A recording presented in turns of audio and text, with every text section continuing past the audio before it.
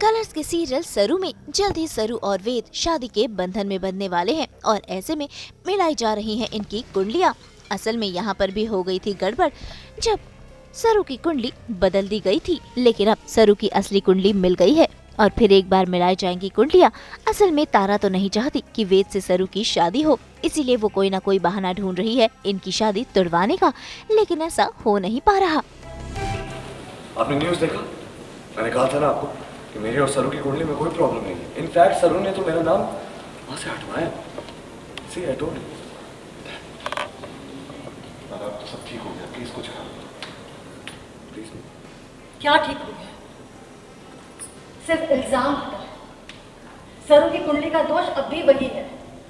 मेरा फैसला नहीं बदलेगा और आप लोग क्यों इस बात को नहीं मान लेते हैं? क्योंकि इन दोनों की कुंडली मैच नहीं होती तो ये शादी नहीं हो सकती। सरू और वेद की कुंडली मैच नहीं हुई क्योंकि सरू की कुंडली नकली थी। माँ बिल्कुल ठीक है। सरू की कुंडली जो वेद से मिलवाई गई थी वो नकली थी। ये है सरू की असली कुंडली और ये नकली।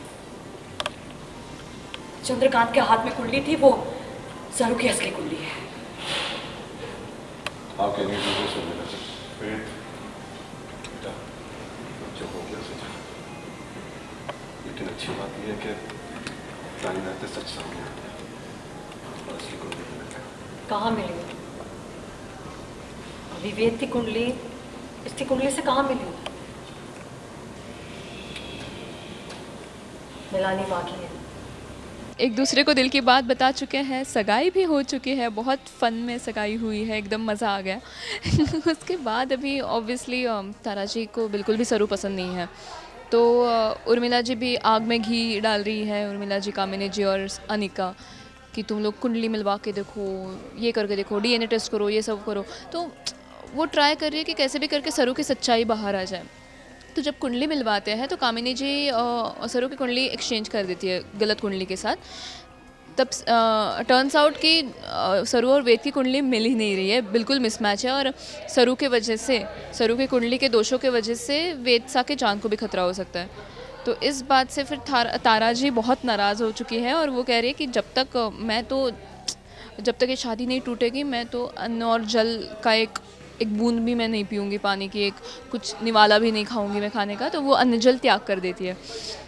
तो उसी वक्त टीवी पर ऐसा न्यूज़ आता है कि वेदसा पर संकट आ गया है। ठीक है, वेदसा पर किसी ने झूठ इल्ज़ाम लगाया है, तो वो इल्ज़ाम सरू क्लियर करती है और फिर वेद इसको समझा रहा है कि कोई नहीं, माँ को भी मना लेंगे। तो यही सब चल रहा है। अभी तक तारा जी मानी नहीं है और कुंडलियाँ मिली भी नहीं है, तो देखते हैं कि क्या होने वाला है। वहीं दूसरी तरफ जहां गंगा चाहती है कि वेद और सरू की शादी हो जाए, तो वहीं तारा नहीं चाहती कि ये दोनों शादी के बंधन में बंधे। भाई दोनों समधने देखिए कैसे एक साथ तो हैं, लेकिन इनके विचार बिल्कुल अलग हैं।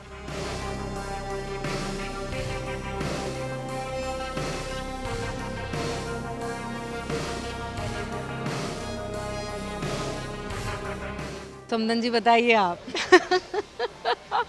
देखिए, तारा के लिए तो कुंडली अगर मिल जाए तो भी दुखी है वो, और अगर नहीं मिले तो भी बहुत बहुत दुखी है, क्योंकि वो चाहती ही नहीं है कि सरू मेरी वेद की वाइफ बने। बहुत क्लास ऊपर है इनका। वैसे हाँ, देखो कैसा तो हर किसी की चॉइस होती है। तो वैसे तारा को वैसे कोई किसी से दिक्कत नहीं है, but she has her own class. And जो गौरी है उसको वेदसा बहुत ज़्यादा ही पसंद है, तो वो कुछ भी करके चाहती है कि इन दोनों की शादियाँ हो जाए। तो यहाँ पे एक्सट्रीमली वो शादी के तरफ मतलब चाहती है कि पॉजिटिव है वो शादी के लिए, और वो शादी के खिलाफ एक्सट्रीमली ये है। तो दोनों एक साथ में खड़े हैं। हाँ, क्योंकि मुझे सरू पसंद नहीं है, उसको वेद बहुत पसंद है। ये चाहती है शादी हो जाए, मैं चाहती हूँ शादी बिल्कुल ना हो। तो उसी जद्दोजहद में लगे हुए हैं हम लोग। मुझे तो आपका बेटा बहुत पसंद है, मेरी बेटी को भी पसंद कर लो आप। तो भाई अब देखना होगा कि क्या वेद और सरू की शादी हो पाएगी या इस शादी पर लगेगा कोई ट्विस्ट का ब्रेक।